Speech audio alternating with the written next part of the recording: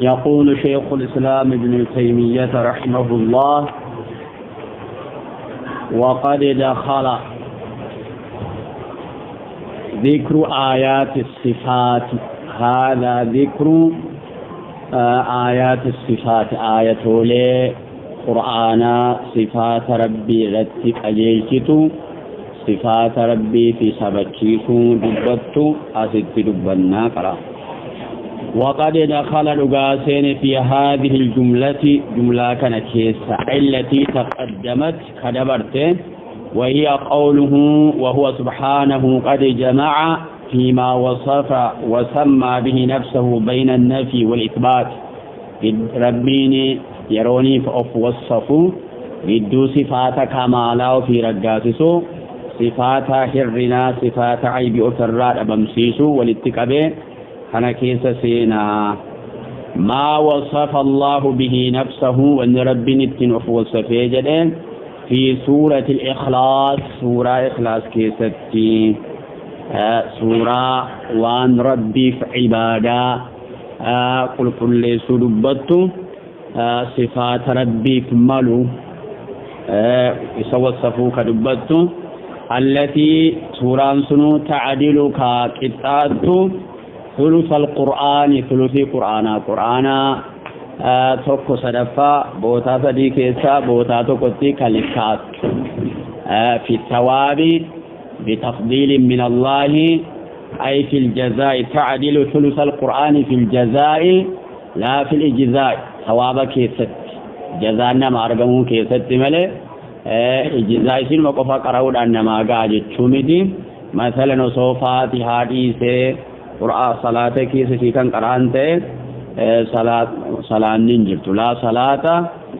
لمن لم يقرأ بأم القرآن أو بفاتحة الكتاب. ثلث القرآن تنسيرات ثواب كيس قريب ما الجرن قرآن إما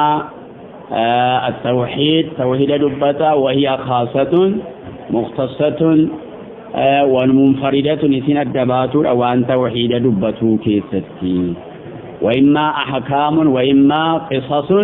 قصص وأن توحيد دبتي كناب ثلثي قرآنات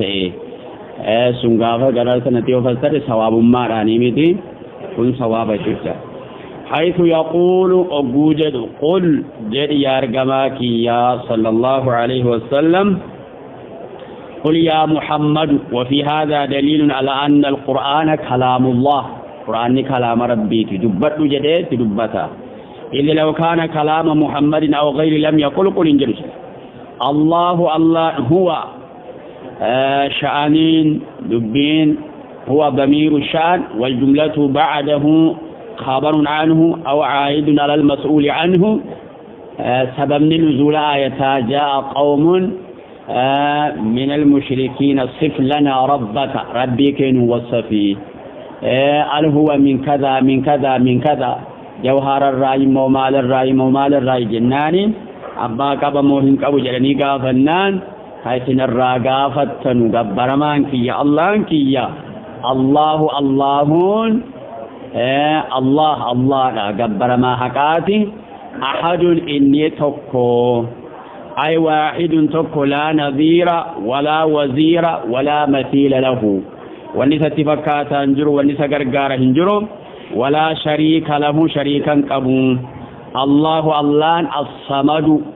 إني تلك تمادا السيد الذي إني سيدي لجالا وامر الريو جالا ونسى تكتات هنجرو يوكا متركتمادا يوكا قصدمادا هاجامر كيستو السيد الذي كمل في سؤدده وشرفه وعظمته وفيه جميع صفات الكمال، مرت صفات كمالا إذا كيستي تاتورا. ويروى عن ابن عباس في تفسير السمد الذي لا جوف له فانجوفين قبل الجمين اللي فسرمه، وبه قال جماعة من المفسرين كما ذكر ابن كثير والطبري. لم يلد ربيني علمون قبو، لم يلد علمون قبو ربين هندل علمو وينر، ولم يولد ربيني أبا في هذا الرانر وفي هذا رد على المشركين الذين يقولون الملائكة بنات الله، وعلى النصارى رتردد الذين يقولون مسيح ابن الله، وعلى اليهود رتردد الذين يقولون عزير بن الله والرجل. ولم يكن له ربي فنتان كفوا فكاتان كل ربي فنجرون. وفي هذا رد على المشركين الذين يجعلون لله ندا وشريكا ومثيلا. هذه الآية، هذه السورة كن تضمنت جمعت بين النفي والإثبات، جدون في إثباتها والاتكاب مال ما إثبات مال الرأس نفيات. أثبتت له الألوهية جبر منكساتي هو الله، قل هو الله أحد، إثبات الوحدانية له حكم ما رقاسسو، إثبات الصمدية له التركتماتهم قصدماتهم رقاسسو، ونفي الولد والولادة الموك أباچو أبافاد الرارقمو سرار بمسيسو، ونفي الشريك له إسا شريك يرقمو نفيو. جمعت بين النفي والإثبات، فعبدنا الإثبات يا خليل من غير تمثيل ولا تعطيل، وكذلك النفي أكيد أن كان الجمع بين النفي والإثبات. والرب في رقاسس وما أثبت له رسول والرسول رقاسس، والرب أرجمان رب الراد أبمسيس. وفي هذا رد على الجهمية ورصفات ربي الأبمسيس رددوا كيس جرا. نعم. وما وصف ويدخل نسينا في هذه الجملة جملة كيسة، وهي الجمع بين النفي والإثبات ما وصف به نفسه ونرد بالنفس صارت وصفه في أعظم آية الرقد آيتها قدريت درجات الرقد كتات في كتابه كتاب الله كيسته ربمة آية سادة والكالكسر، حيث يقول جوجر الله لا إله أي لا معبود بحق جبرمان حق أنجره إلا هو الله ملئ الحي إلا هو اسم الحي إن جراتا كته حياة كاملة دائمة لم تسبق بنقص ولا تلحق بنقص، ليست حياة المخلوقين كحياة مخلوقات إنسان، حياة إساء حياة المخلوقات دران أبما بولا لغنا دوتي تركبا. القيوم عبتا كتني، القيوم عبتا لجميع الخلق فود عبتا كتجراتشسون كنو في ناجسون حاجة جراباسون فيسون. القيوم للخلق أو القيوم بنفسه نفس مساتين عبتا الذي لا يحتاج إلى شيء وتقفت كينا جمله، وهو الغني الحميد. قيوم أمثلة مبالغة كان عبتا كتئ. وقيل الحي القيوم من أسماء الله الحسنى، أسماء الله اسم الله الأعظم الرانلي ورجل تجرى مالي، لأن جميع آيات الصفات والأسماء تدور عليهما حي الرافق قيوم الرابطي. علمي كبا قدرة كبا دندتي كبا نيارغا ندغا ندبتا ينزل ويتكلم كمرتمال لأن له حياة كبا نكنا يرفع البلاء يدفع البلاء حاجانا ما باس مالي، لأنه القيوم قيوم وانتك معنا لما تنزل أبتنا النفسية. والدليل على أنها أعظم آية دليل آية كرسي رجالت آياتات جدت رقمان صلى الله عليه وسلم كما في رواية مسلمين أبي بن كعب الرجالت آية قرآن مالي جنان آية كرسي جنان ليهنك العلم علم دسي حاجته يا أبا المنذر جدل ديبي بريدا ديبس الحي القيوم لا تأخذه الله انقبض سنة موسون وهي مقدمة النوم وعن الربا الدرع نمت الأفو ولا نوم الرمني ستندفتون وفي الحديث لا ينام ولا ينبغي له أن ينام الرف رفيتين تأملون وبيده القسط أركسا كيس ميزنة تجرى يرفع ويخفض والفور قدبوسا الرمني سايملون الرمني أخو الموت وليس دواتي كان ربي وعملوا متي الرمني رحالات ربي وعملوا متي مال ربيني ربين توكو نكسين توكو سترك أبو هنجرون له الله قفافي ما في السماوات واني سماوات كيس جرو مرتو وما في الأرض واني دجي كيس جرو ملكا موغم موتمات وخلقا كما أموت وعبيدا غرغر بمات فهو يملك العالم العلوية مخلوق غير الرئيس والسفلية مخلوق جليس اسمته جنيجرا من ذا الذي يشفع عنده نمني مغنتات أبا تجرى الله برا إلا بإذنه إلا بأمره جمسات ملنجرا انجر على الاستفهام للإنكار وفي هذا رد على مدعي الشفاعة بلا شروط ولا شرط الأمل شفاني أرجن جرورة ردي والشفاعة قسمان مثبتة ومنفية وفي هذه الآية ذكر الله المثبتة والمنفية من ذا الذي يشفع نمني ما كانت رابطه ينجرون إلا بإذنه إجمع ساتين قوة ملنجرون وأما الشفاعة التي يظنها الكفار والقبوريون وهي منفية شفعا فجر فيدون من ذا إما مركبة الذي خبر من ذا اسم استفهام مبتدأ الذي خبر يشفع عنده الجملة صلة من ذا الذي يشفع عنده إلا بإذنه إلا بأمره يعلم الله نبيك ما بين أيديهم وان فنظر جرادا وان جرد ديما وما خلفا وان دب جرادا علمه واطلاعه محيط بالأمور وامرته مرسادا الضمير لما في السماوات ما في السماوات تدبيا خلفه ميسنا لتغليب العقلاء على غيرهم عقلاء اللفسيسي الضمير ذكور عقلاتين تدبيسه ولا يحيطون إمرسن بشيء واتوقت من علمه بكم الله الرا إلا بما شاء ورب فتمله بكم سر ورب لكي ورب جربر سيس مله برون دندانو أي العباد قربي ولا يعلمون شيئا من علم الله إلا بما علمه ورب جربر سيس مله إياه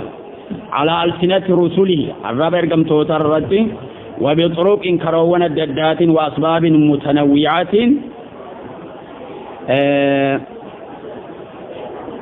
وسع كرسيه مرس كرسيين ساعة السماوات والأرض سماوات بجت مرس قدة الرجال كرسيه قيل إنه العرش كرسيينكم مالي تفسير ساكيسة قرين عرش مجرى قرين علم ربي تجرى قرين جسم مخلوق تحت العرش عرشيقا جل جرى وهو صحيح مروي عن ابن عباس كما نقل ابن جرير وابن كثير في تفسيريهما وهو موضع القدمين وتاك قدم لمني في جتر رواية صحيحة في أنا أفو علمي لتفسير جده بكم سارة سماوات دكيت مرسول كجدو سعيد بن جبير رالنا قلمه كما نقل البخاري راجين قولي دا تفسير لا يتنافى علم سارة ككرسي في سماواني مرس وكرسي سماواني دكيت مرس قدناني علمين ساس وامرت مرتين الرافسر وهو كرسي بلغ من عظمته وسعته أنه وسع السماوات والأرض ولا يؤوده أي ولا يثقله أي لا يدخل على الله رب الرتن الفات حفظهما جللا من تسكون ولا يكرثه رب ياتس ولا يشق عليه ولا يثقله حفظ العالم العلوي والسفلي وهو العلي الله نسجر الروا مرات العلي سلطاته لله علو ذات نسجر الرماك أبا إليه يسعد الكلم الطيب والعمل صالح يرفع الرحمن على العرش استوى وهو العلي الكبير أأمنتم من في السماء وأنا أمين من في السماء كما في الحديث والأدلة على ذلك متواترة رب ذات أنقرر ومرات جراتوني كتابا وسنة وإجماعا وفطرة هما لأن لك المين ما كيستي قال لك أميهما من النبرسيفة من رب أنقرر ومرا فهو وهو العلي لله علو ذات وعلو قدر وعلو قهر وهو القاهر فوق عباده كما في قوله ثم استوى على العرش الرحمن على العرش استوى وعلو القدر فله كل صفات الكمال ونعوت الجلال وعلو القهر فهو القادر على كل شيء العظيم إن قدر الذي له جميع صفات العظمة مرت صفات قدنا ساتارا والشاهد رقان كان كيسا وننفر أنه فالله جمع في وصفه حينما يصف نفسه بين النفي قد نفي تيفي والإثبات قد إثباتا والاتكاب حينما يقول الله لا إله إلا هو نفي الألوهية عما سواه وأن اسم لجر مرر ألوهي ما بمسيته أثبت لنفسه الألوهية ألوهي ما جبر ما رب ما عبادنا يتساحقته في سبتشيس الحي القيوم يروجن مالس أو في سبتشيس أثبت لنفسه الحياة والقيومية رابطه أمري مرافو لا تأخذه سنة ولا نوم ما له فرنا فيه نفى عنه صفة السنة والنوم لأن فيها نقص يبقى كان كيس نقص تجرى له ما في السماوات وما في الأرض إثبات ملكيته وأمر يملك تجرى الكاملة للعالمين من ذا الذي يشفع عنده يروج المال سبكيسه نفي الشفاعة عنده بغير إذن يمسات ملي شفعان هنجرو أنا نفيه شفعان وهي تنقسم إلى قسمين مثبتة ومنفية وشروط الشفاعة المثبتة أن يكون بإذن الله وأن يكون بإذن الله والشرط الثاني رضا الله عن المشفوع له وأن يكون هو من أهل التوحيد وذكرنا أقسام الناس في باب الشفاعة باب الشفاعة كذا تقول أن ماميكا ثاني أهل الإفراط والتفريط وأهل الوسط وردان قادر بني شفاعة شرطي الأمل سبتيثا وهم أهل الشرك والقبور والذين قصروا فيه هم الخوارج والمعتزلة أنكروا جميع الشفاعة إلا الشفاعة العظمى وأهل الوسط هم أهل السنة والجماعة أثبتوا الشفاعة بشروطها وأركانها وفي هذه الآية إثبات عموم العلم وأمر يهم بك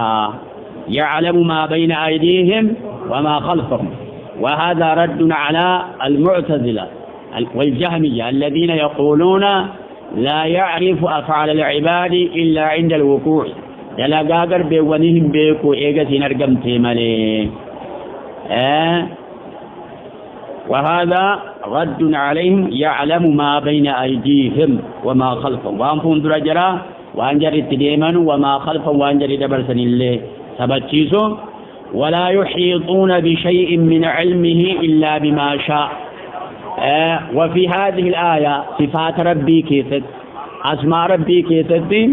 وربي نبرسيس ملي وأن برات لبلي برون دندين. لذا يقول إمام أهل السنة والجماعة إمام أحمد لا يتجاوز الكتاب والسنة في باب الأسماء والصفات. باب أسماء صفات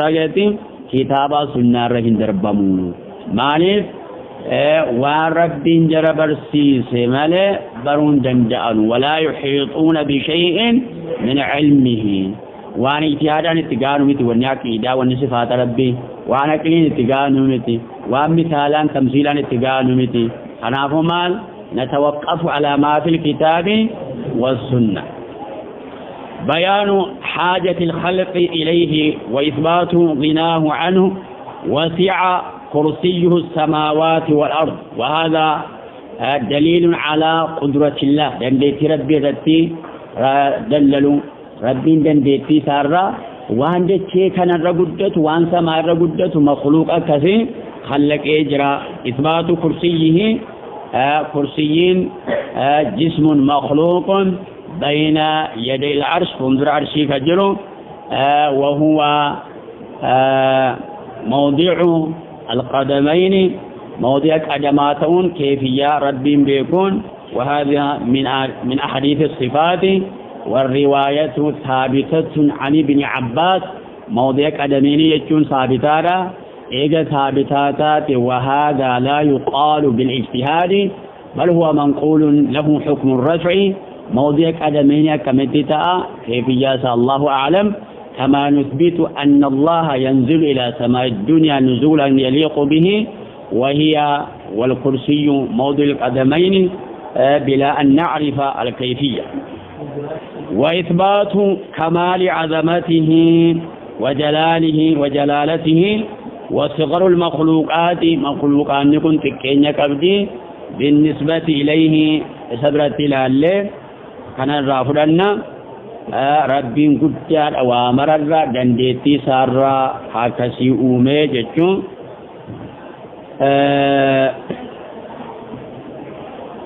ولا يؤوده حفظهما. وفي هذا نفي العجز ربيني واتقون دتابو وما مسنا من لغوب. وفي هذا رد على اليهود الذين يقولون استراحة يوم السبت وهذا قول باطل. ربين وندت أبين تقصادك أبي تقنجرون. وهو الله العلي يسأل ذاته علو ذات وعلو قدر وعلو قهر. إثبات العلو والعظمة له سبحانه. ولذا قدنا صدركاك أبا تشوفوا كانت نكون ولهذا المذكور من عظمة ودرجة ومزية هذه الآيات كانت من قرأ نمنقر هذه الآية كان نمنقر في ليلة الكنتوكيسة في ليلة الكنكيسة لم يزل ديم عليه سر من الله رب حافظ إسكان من البلاء والآفات والوسواس وأنا الدار رئيسة تذكر عندهم ولا يقربه شيطان ستنياته تلك الليلة الكنسنة كيسة حتى يصبح أي حتى يدخل في الصباح أجانا ما كيسة سينتي. كما جاء في صحيح البخاري عن أبي هريرة رضي الله تعالى عنه حديث سيكيسة تكم رفل إذا أويت أبوني في جيس سمت أن تقرأ فراشك يدي فقرأ آية الكرسي قرأي يرو آية كان قرأتي الشيطان الدنياتو رب الرماليكان سي وكلمة سيقول رانديم الكنسنا جتشون أكم حديثان سبتي جنون. نعم أي بين يدي العرش.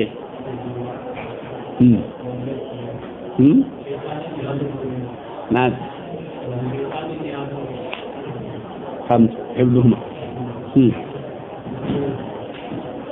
ولا يؤوده حفظهما حفظين قدني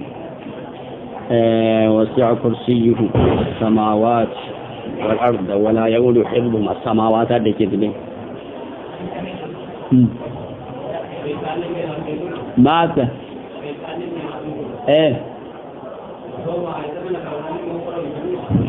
مات آيني دوات أبو في متي دلات أبو في متي اعتقاد ساتو لا فاتي نيا سالا فاتي ملئ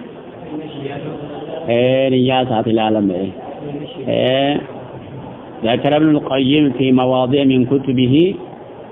سبيلي قرق باجولا في ورانو جت تدربتولا ورانو جت يوكا تكون سيدا وراني ما دي سيدي يوكا أكم نيني يار أنا قلت تلقي تدربت مال كيسبا مال يروك أو برجراتشو قلبي دا معنا سيصدقوا اعتقاد غاري كباتشو سبر بس الجمع بين علوه قد والتوربي في وقربه قرى خلقي ساسدياتشو وعزليته ذو مجراتشو سادا وعبديته جنال لزلال متجراتشو ربيتو أكيسة دبتما لله علو الذات ذات انقر الروا مراجرة الرحمن على العرش استوى وعلو القهر وهو القاهر فوق عباده وعلو الذات وهو العلي الكبير وقوله ويدخل نسينا وقد دخل في هذه الجملة ما وصف الله به نفسه على كيسة سينا جل الله ويدخل وقد دخل قوله في هذه الجملة هو الأول الله إسدر ومراجر والآخر سبود ومرا لأفاته والظاهر سببا ومراته والباطن إسوامرت دياتاته بعلمه بكم ساتين وهو الله بكل شيء فوامرا عليم بكذا وجاء في الحديث تفسير هذه الآية حديث صحيح مسلم كيس تفسير آية كنا جمال رادوسه اللهم أنت الأول أتدر غامرات فليس قبلك شيء ركوان وأنت الآخر أتبود وامران لأفا فليس بعدك شيء بودك يتوانجو والنمرتون ما أتي أفا والنمرتون أتي أفا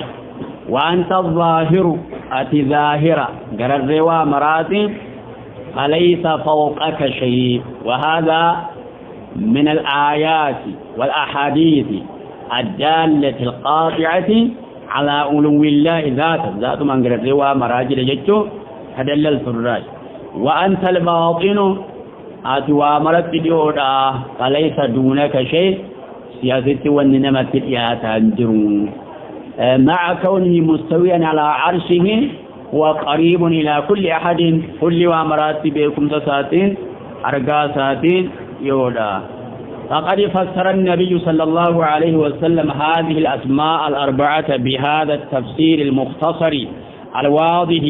وفي هذه الأسماء المباركة إحاطته رب وأمرت مرسو من كل وجه ففي اسمه الأول والآخر إحاطته الزمانية زمانة مرسه أول في جرات آخرة سوا آخرة صفات إحاطته الزمانية زمانة لمرسه وفي اسمه الظاهر والباطن قرر ومراجرة والباطن وأمرت الليدودا إحاطته المكانية مكانة لمرسه قرر وأمرات الطوليني وأمر موت إنك أبا بيكو ساتين أرجو ساتين إحاطته المكانية مكان تسرى فقاته سرقته تكنجو زمن تسرى فقاته سرقته تكنجو درس جراتا جناس جراتا أفادا قال الإمام ابن القيم رحمه الله فهذه الأسماء الأربعة متقابلة اسمان لأزليته اسم لما أزلي ما ساتف درو مجراته وأبديته سبحانه واسمان لعلوه وقربه فأوليته سبحانه سابقة على أولية كل ما سواه درجراته وأمر فدرة وآخريته ثابتة بعد آخرية كل ما سواه فأوليته سبقه لكل شيء وأمرت رجلا آخرة سامو أفودا بقاؤه بعد كل شيء كل مؤامرات كل من عليها فان يروا أن لبه قبض مجر إن موافا وظاهريته وفوقيته وعلومه على كل شيء ومعنى الظهور معنى الظهورات يقتضي العلو وهو ظاهر الشيء وظاهر الشيء ما على منه وأنقر الروا مراته وهو بكل شيء عليم شفوا مراته بكادا وفي هذه الآية آية كيسة وهو الأول والآخر رد على الجهمية جهمية رد أولا صفات أول يما صار قاسس آخر ما صار قاسس وفي هذا رد على الفلاسفة الذين يقولون بقدم العالم عالم يكون قديما قدم عالم ورجل رد عالم يكون قديم والرجل رد عالم قديم مت محدث كل وامرات درك جرو الله قديم مت عالم محدث ملك قدم عالم فلاسفة در من خلقنا كذب تجرتي ربي المماجل هو الأول سقفة أولا تعريف الجزين يفيد الحسرة أول ما كقب سقفة والآخر والظاهر والباطن والظاهر جتوجتمو رد على الجهمية معطلين صفات العلو والصفات العلوي نفي رد الظاهر ظاهر جتوني سجل الروامرة ملتا لا جر الروامرات لكن ملتا جتشود ملجر الروامرامي تجتشومي تيوجدني فسر النبي صلى الله عليه وسلم في حديث صحيح رواه مسلم في جامعه فقال في صحيحه في جامع الصحيح أنت الظاهر فليس فوقك شيء وهو بكل شيء عليم وهذا رد على المعتزلة رديدة وفيه إثبات عموم العلم بك وهو بكل شيء شوف وامرة شوف بكل شيء لا يخرج من هذا العموم فرد واحد فك ونكيسابون ذاتا وصفة وفعلا وكل شيء شوف وامرة يني بك أفعال قرب ونين بكم ورجلا وهذا قولهم مردود والآية ترد عليهم وكذلك ترد الآية على الفلاسفة والفلاسفة ربيني كليات وما كل بيك ملئ أفراد الدقان بيك ورجلا فتردد وكفروا فلاسفة العدا بقولهم بالطبع وبكدم العالم وبقولهم بعدم معرفة الخالق بالجزئيات وتدنكنان فلاسفوني نكفرني ورأك كثيرا سيسا وقوله ويدخل لسنا في ذلك وقوله وقد دخل سين جملة وان دبت ميكيس قوله جتي الله را وتوكل اركفت أمريكا كي التوكل اعتماد القلب على الله في جلب المنافع ودفع المضار مع الثقة بالله وفعل الأسباب توكل جتون قلبي إنما أكون رد التركتورة في جلب المنافع فايدة أرغته بربادو كيست ودفع المضار ركون نمر راديبو كيست مع الثقة بالله ربي أمنوا ولين وأخذ وفعل أسباب سبب جتشولي توكل جتشون خير أرغت كيست ركو سر ديبيو بربادو كيت ربي تركتورا أسباب دلقون ولين على الحي الله سجراتات رد أمريكي مرر كفتو الذي لا يموت كندونه وهذا الفارق بين حياة الخالق وحياة المخلوق. حياة الخالق مخلوقا وانا دقل الراي الذي لا يموت مخلوقا وندول أنسى على الحي حياة كاملة الذي لا يموت كإن دونه. وكذلك من جهة الآخرين كنسى آخران كم جاء بدايات بداية كم كران كم مخلوقات ندى توكلي ولين كان وصفه يوني مخلوق التي توكل قرأت توكل عبادة لا يجوز لأحد لا يجوز التوكل على أحد توكل نم تقرأت بقوا الذي يجوز الوكالة وكالات بقى نما بوتاو في بفتوي ما أمّا كيستي يوكا بيتاب بقولتا كيستي هاساوي كيست كاكتي ما جرى توكل نجرم ما جرى مالي وكالة جنا مال وكالة بكبو فناجر توكل مو أمري أوفي منافع أرجعتو مضارة وفرّا ديبي ركودي بربادو كيستي اركفتو سن عبادة.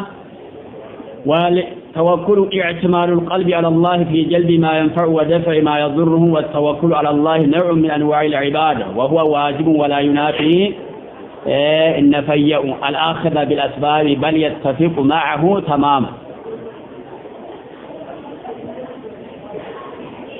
محل شاهدة إثبات صفة الحياة لله صفة حياة ربي فرجاتسو وأن الله موصوف بصفة الحياة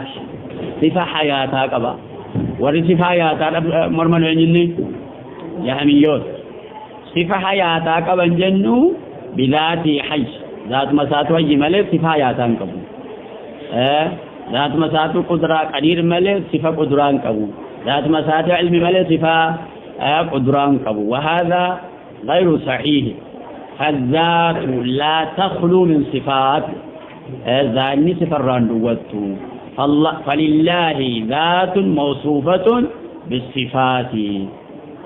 ربي ذات صفة حمالات جمالات وصفمت ذاتها.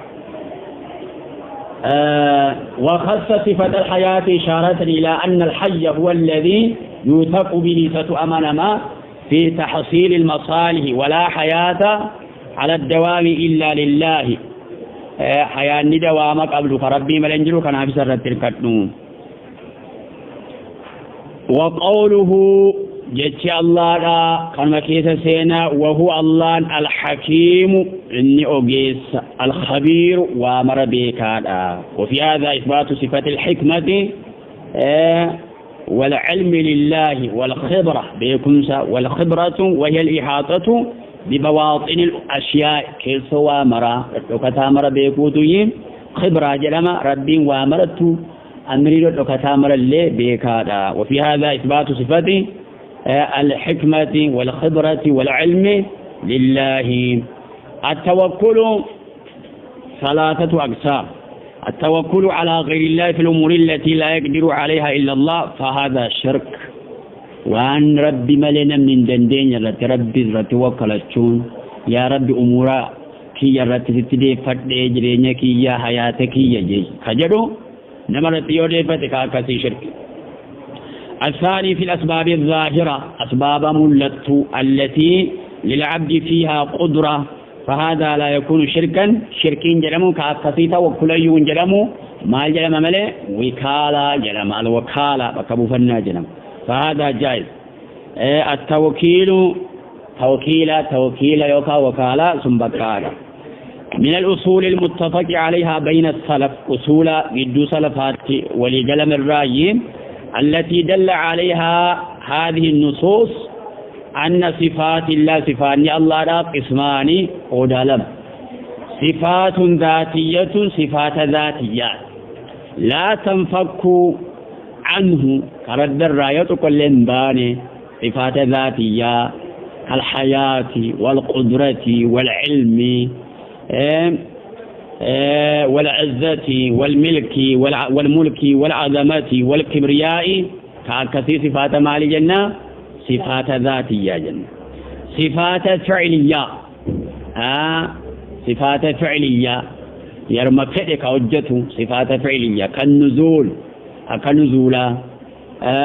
كأكسي صفات مالي جنة صفات فعلية جنة صفات فعلية كان جهميوني معطلوني متكلمتوني كالأشاعرة